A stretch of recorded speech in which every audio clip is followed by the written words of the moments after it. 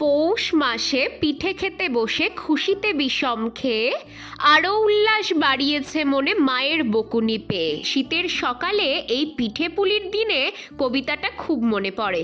যুগের হাওয়া যতই পরিবর্তন হোক, আমাদের গ্রাম বাংলার কিছু বাড়িতে এখনো পুরনো ধাঁচে কাঠের জালে পিঠে বানানো হয়। আজ মা বানাচ্ছে পাটিসাপটা। কথা দিচ্ছি, এইভাবে একবার বানিয়ে খেয়ে দেখো, ভালো লাগবেই। প্রথমেই মা একটা নারকেল কুড়ে নিল, তারপর প্রায় 4 কেজি দুধ শুকিয়ে তার মধ্যে এই নারকেল কোড়াটা দিয়ে ক্ষীর বানিয়ে নিল। ক্ষীরটা একটু ঝোলা ঝোলা থাকবে। আর এদিকে চিনিটা গোলার জন্য জলে ভিজিয়ে রেখেছিল। তারপর সেই চিনি গোলা জলটা ময়দার সাথে মিশিয়ে একটা ব্যাটার বানিয়ে নিয়েছে। আর তারপরেই পোড়া কড়াইয়ে এত সহজভাবে মা একটার পর একটা পাটিসাপটা বানিয়ে নিচ্ছে। হ্যাঁ, এত সহজভাবেই আমার মা পাটিসাপটা বানায়। আমাদের এই গ্রাম্য স্টাইলে তোমরাও একবার বানিয়ে খেয়ে জানিও কেমন লাগলো।